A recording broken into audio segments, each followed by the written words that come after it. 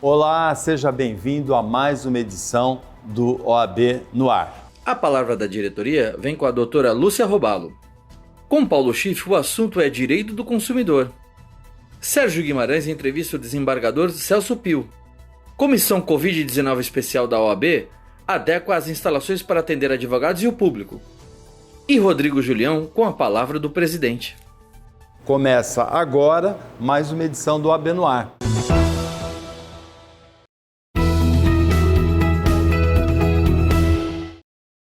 Olá a todos.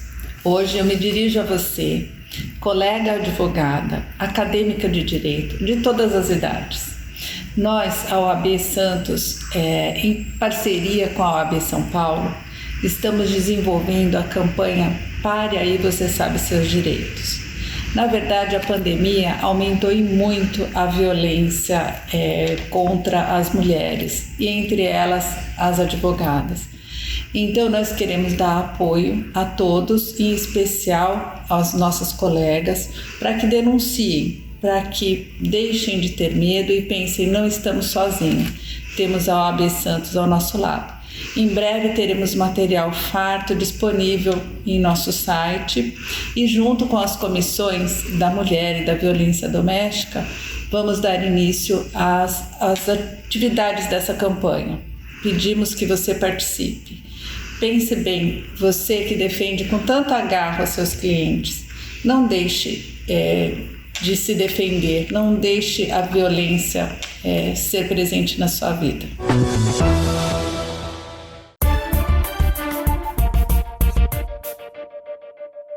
Caro colega, amigo advogado e advogada, meu nome é Rodrigo de Azevedo, eu estou coordenador da CADOGE, que é o convênio firmado entre a Prefeitura e a OAB Santos para atendimento dos munícipes de baixa renda. Venho informar que está reaberto o edital para novas inscrições de renovação do convênio do biênio 2020-2021. Estamos atendendo das 10 às 16 os munícipes carentes, seguindo todos os protocolos que a Agência Mundial de Saúde determina. Utilização de máscara, álcool gel em um ambiente já devidamente preparado para tanto. Qualquer dúvida, estamos à disposição aqui na CADOGE, na Casa 2 do Advogado, para ajudar e acolher todos que necessitam desse atendimento.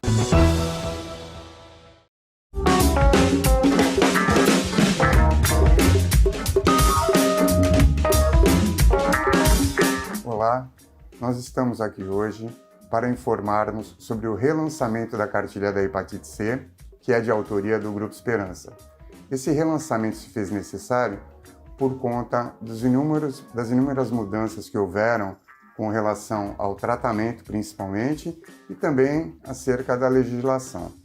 Nós vimos realizando há vários anos projetos que contemplam a testagem sorológica, no qual os advogados que foram testados e tiveram diagnóstico de hepatite tiveram a oportunidade de fazer um acompanhamento médico e se curar da enfermidade. Então, é muito importante que todas as pessoas saibam de todo o conteúdo dessa cartilha e aprendam as formas de prevenção, o que deve ser feito, como inibir a transmissão, ter a ciência de que, hoje em dia, todos os medicamentos que são disponibilizados são de forma gratuita, o Estado tem fornecido, e a terapia, hoje em dia, tem uma eficácia de mais de 90% de cura nos casos em que a doença ainda não se encontra tão avançada. A hepatite C é uma enfermidade que, no seu estágio inicial, ela não apresenta sintomas. Então, é muito importante que se faça a testagem sorológica, as pessoas que têm mais de 40 anos de idade, porque se você tiver um diagnóstico precoce dessa enfermidade, você tem condições de manter íntegro o seu fígado e de fazer uma terapia extremamente eficiente. Há uns anos atrás, essa terapia, ela infelizmente trazia muitos efeitos colaterais e não era tão eficaz. Hoje em dia, nós temos o júbilo de termos uma terapia extremamente eficiente. Nós gostaríamos de aproveitar a oportunidade de agradecer a Gilead, que patrocinou a edição de 5.000 exemplares dessa cartilha, que está sendo disponibilizada na OAB e também no Grupo Esperança. Essa cartilha ela é de extrema importância porque ela traz todas as formas de transmissão e, por consequência, as pessoas que a ela têm acesso podem se proteger. E também saber quais são todas as etapas e os exames que são necessários para que ela possa ter um diagnóstico eficiente e assim saber a terapia mais eficaz. Nós temos aqui a legislação aplicável aos portadores de hepatite C, inclusive os casos de isenção de imposto de renda para os aposentados que tenham hepatopatia grave. E nesse mês de julho, principalmente, nós estamos comemorando o Julho Amarelo, que teve Santos como a primeira cidade do país que contemplou o Julho Amarelo. Apesar de nós não podermos fazer a testagem sorológica esse ano por causa da pandemia, várias ações serão promovidas pela OAB de Santos, que é a iluminação da fachada na cor amarela. Essa cartilha está disponibilizada no site para download e a Comissão de Saúde está plenamente apta a dar quaisquer tipos de informações atinentes à hepatite C, assim como o Grupo Esperança. Nós agradecemos imensamente a diretoria que tem nos dado todo o apoio para quaisquer projetos que nós temos ideia em realizar, assim como o Grupo Esperança, que é o autor da cartilha, e a Gilead, que patrocinou e tornou viável a disponibilização dessa cartilha impressa. Nós agradecemos imensamente. Tenham um bom dia.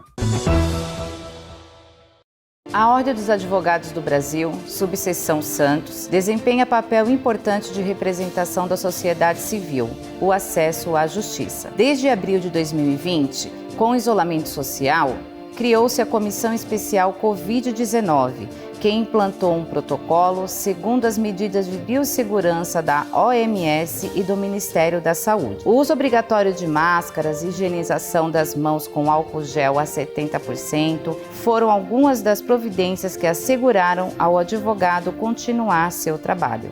Comissão Especial Covid-19 também atuou junto às instituições financeiras e do Poder Judiciário para a rapidez do pagamento dos créditos judiciais, que são as verbas alimentares de direito do advogado e de seu cliente. A OAB Santos vem mantendo seu comprometimento de ficar ao lado do advogado, que é essencial e indispensável à administração da justiça. Afinal, esta é a casa da cidadania.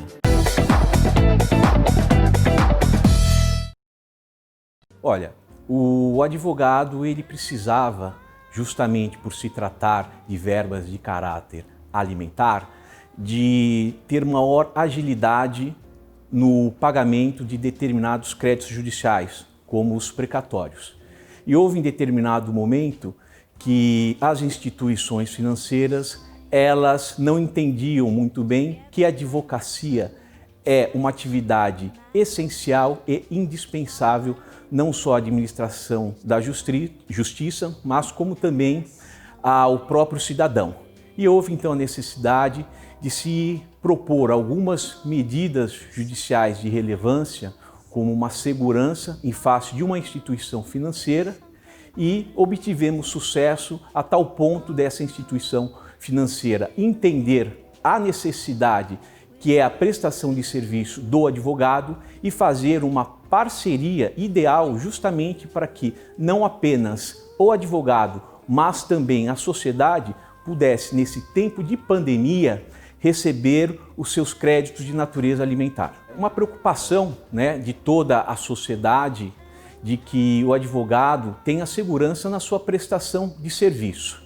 E o advogado, necessariamente, ele precisa ir à sua casa, aonde ele vai buscar o seu respaldo, principalmente administrativo, porque as casas do advogado, elas têm todo o aparelhato de que se precisa, impressoras, computadores e muitos funcionários que sem eles não haveria essa prestação de serviço essencial. Então houve uma preocupação logo dessa comissão especial de estudar os protocolos de segurança com a ajuda de alguns parceiros da saúde, a fim de que esses funcionários da ordem também pudessem trabalhar adaptado a essas medidas de biossegurança que foram adotadas pela Casa do Advogado.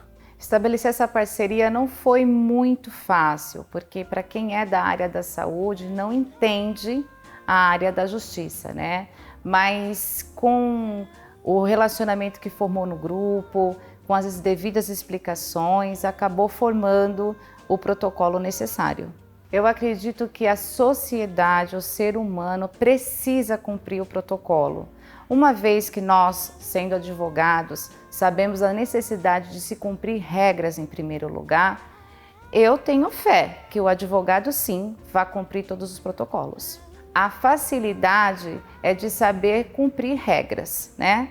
Passo 1, passo 2, passo 3. A dificuldade é de se posicionar, de ser um advogado e ali naquele momento ter que fazer como qualquer cidadão, mesmo estando na sua própria casa. Esse protocolo tem que ser levado para o dia a dia, seja no supermercado, seja adentrar o seu prédio, seja no seu escritório, não tem para onde fugir. Se o advogado, se o ser humano não seguir essas regras, vai ficar muito difícil. Um pequeno desafio foi colocar dentro da área da justiça, dentro da casa da justiça. Então, na casa aí do advogado, adequamos algumas regras, né? Vamos colocar assim, algumas medidas de segurança. Foi um desafio, porque eu nunca tinha trabalhado dentro da casa do advogado, então foi só uma questão de adequação. E eu sei da importância do número, né, grande de pessoas que circulam na OAB, que entram na OAB, né, que a Casa da Cidadania é um local acolhedor, toda vez que eu vou sou muito bem acolhida. Então, foi só uma questão de ajustar. Os advogados, eles entendem bem regras, né? Então, eles vão se adequando aí perfeitamente, né? Quando eu cheguei lá, que eu fiz a visita técnica, depois que eu retornei, eu vi que tudo estava ajustado, né? De acordo aí com o protocolo. Primeiro que eu fiquei muito lisonjeada de ter sido convidada pela comissão Covid da OAB Santos. Fiquei muito, muito feliz. Entendi que foi uma grande responsabilidade desenvolver um protocolo desses, porque não estou falando só da saúde do advogado, eu também sou cidadã, eu também adentro, né, a OAB Santos. Então foi incrível. Eu estou numa torcida, numa expectativa muito grande. Já está sendo uma realização, né? Estou muito feliz. Eu estive nas 3 casas da OAB Santos, junto com a comissão Covid. Nós verificamos o que precisava ser ajustado, então tudo foi adequado. Então, desde abril foram implantadas essas especificações, foram implantadas essas regras de biossegurança, né, essas orientações, e tem tudo sido seguido conforme o protocolo.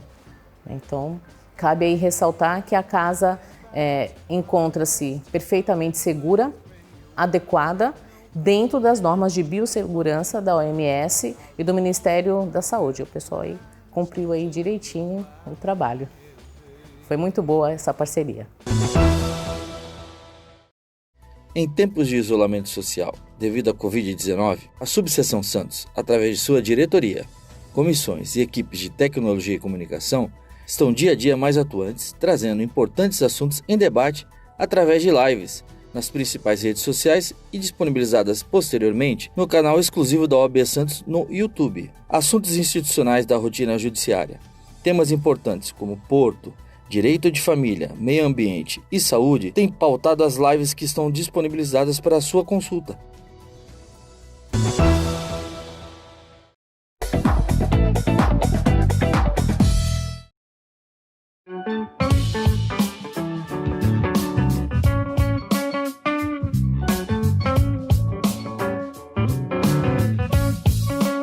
Conversar hoje com o Dr. Celso Piu, desembargador, e ele vai falar sobre temas importantes, temas conturbados que a jurisprudência brasileira tem apresentado no TRT, no Superior Tribunal do Trabalho. Primeiramente, um prazer tê-lo aqui, doutor. Muito obrigado pelo convite. É um prazer sempre estar na Ordem dos Advogados de Santos, com os amigos Julião, Marcel, Sérgio, Rogério. É uma casa que eu guardo boas recordações, já estou há 27 anos na magistratura, mas exerci por 4 anos a advocacia. Bom, doutor, ultimamente há um fenômeno de transição perante a economia mundial, emprego, substituição, tecnologia, principalmente a questão do trabalho.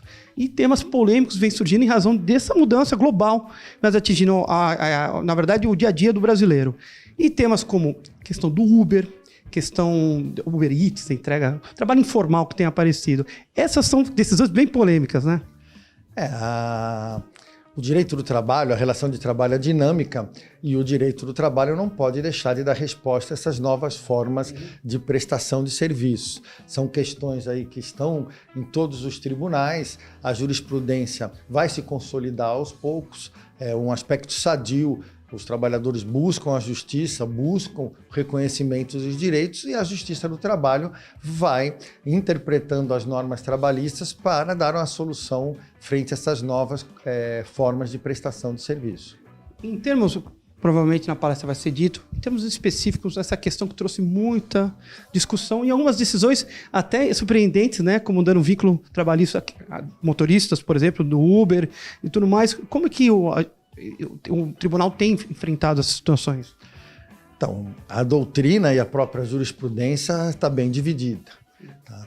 Porque hoje o conceito de subordinação, a dependência jurídica tem que ser analisada segundo parte da doutrina e parte da jurisprudência de uma forma mais ampla para abarcar, inclusive, essas novas formas de prestação de serviço por aplicativo. Seria um novo olhar para a subordinação, para a dependência jurídica. E, por outro lado, há uma visão mais clássica do conceito de subordinação jurídica, quando os doutrinadores e parte da jurisprudência acaba afastando o reconhecimento do vínculo empregatício por entender que não se enquadra naquele elemento clássico da subordinação. Imaginando que a dinâmica no mundo moderno, a dinâmica da própria decisões, a doutrina talvez tenha que acompanhar, isso numa ordem mundial até, mas a justiça brasileira, o legislador brasileiro vai ter também que acompanhar. Você acredita em algumas transformações até organização, já que muitas das profissões estão sendo encerradas e nascendo outras, né? Então, mas se nós dermos um olhar para o direito comparado, e o direito comparado é uma das formas, um dos instrumentos para ajudar na interpretação, para solucionar, já que é uma questão nova e que teve início nos outros países, a Espanha, a França, a Itália e mesmo os Estados Unidos reconheceram a relação de emprego e os direitos trabalhistas. Eu não sei se, eventualmente, pode ou não a jurisprudência brasileira está indo até contrária às decisões dos outros países. É importante dizer. Para encerrar, eu pedi alguma prévia aqui, de algum tema meio polêmico para o telespectador.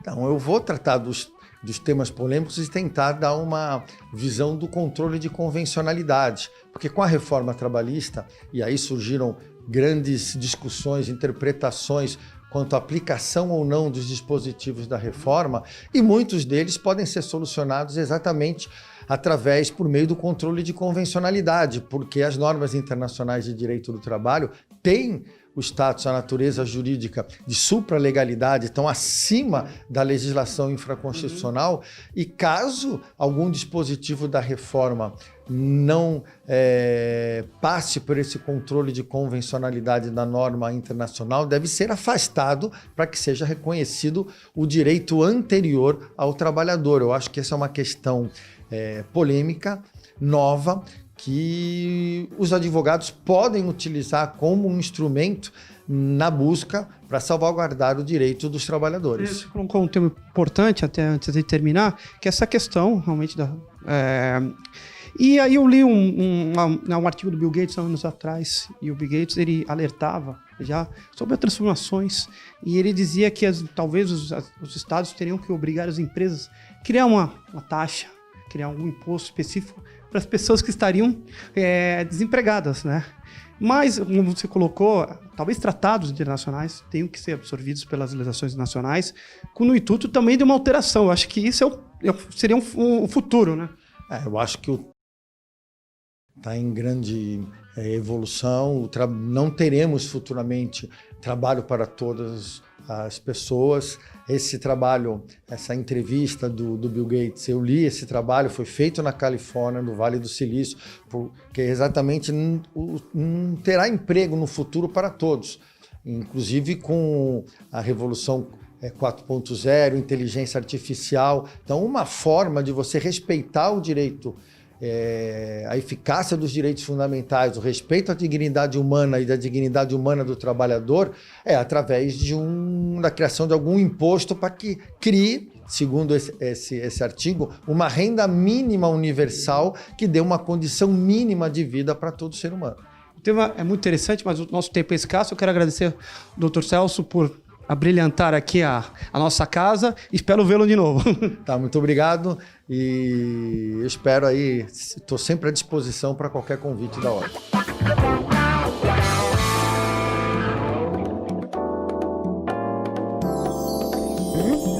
Vou conversar agora com o presidente da Comissão de Direito do Trabalho, o Dr. Marcel Borges Ramos, que hoje está à frente, vai compor a mesa, junto com o Dr. Celso Pio. Vamos falar sobre os temas polêmicos aqui, recentes, da Justiça do Trabalho, do TRT, do Superior Tribunal do Trabalho. Marcel, primeiramente, um prazer tê-lo aqui. Conta um pouquinho como foi organizar essa palestra tão importante.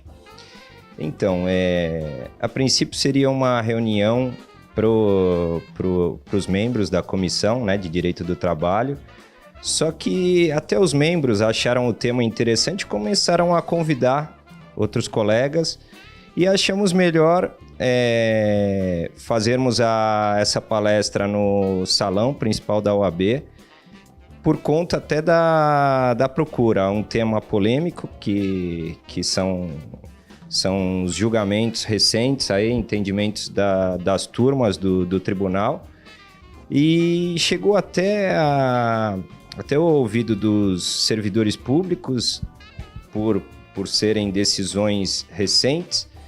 E aí, conclusão, o auditório aí está cheio, mais de 100 inscritos, e espero que...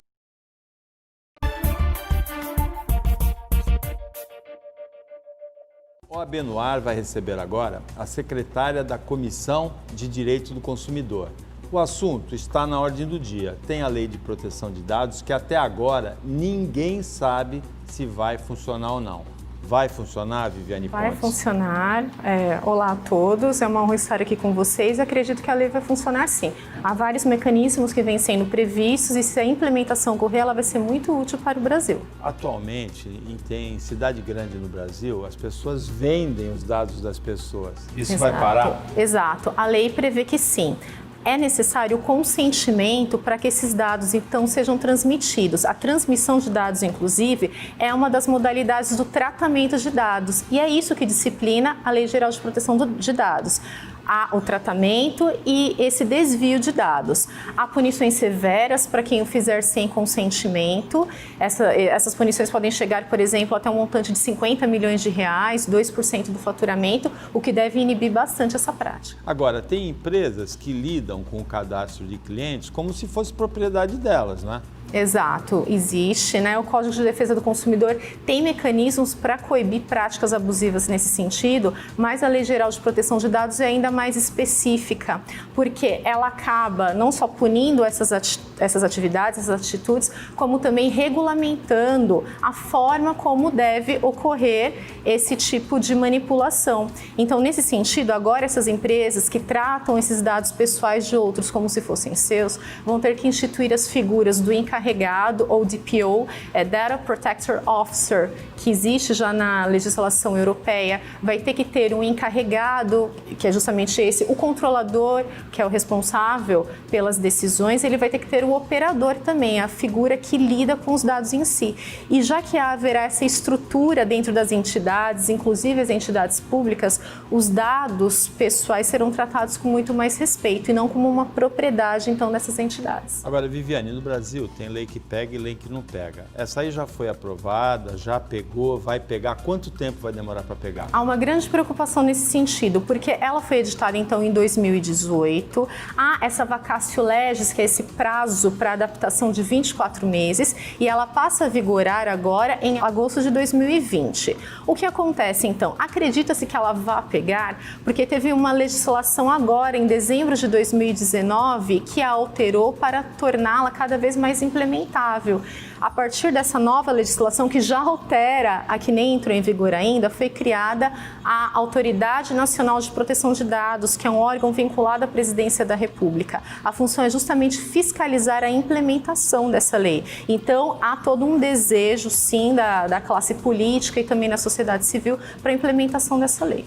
Você acha que tem mais alguma coisa importante para você comunicar para o nosso telespectador aqui do OAB no Ar? Sim, eu acho importante comunicar que essa lei, então, vem para garantir ainda mais os direitos fundamentais previstos na Constituição, o direito do consumidor, direito à informação, direito à intimidade, à privacidade, e o consumidor, e assim como todos nós, temos o direito de saber o que é feito dos nossos dados e o que fica de importante. Temos que dar o nosso consentimento expresso, não só para o seu fornecimento, mas também para a sua transmissão. Viviane, obrigado pela participação aqui no OAB no Ar. Boa sorte aí na continuidade da carreira e do cargo aí de secretária da Comissão de Direitos do Consumidor. Muito obrigada. Eu é que agradeço. Até a próxima. E para fechar, como sempre, o OAB no Ar nesta edição, Rodrigo Julião e a palavra do presidente.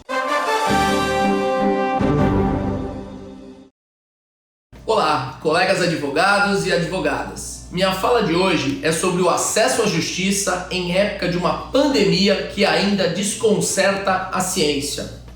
A nossa Constituição, em seu artigo 133, deixa claro a garantia e a continuidade da administração da justiça de forma segura. É esse o caminho que o OAB Santos está trilhando desde março.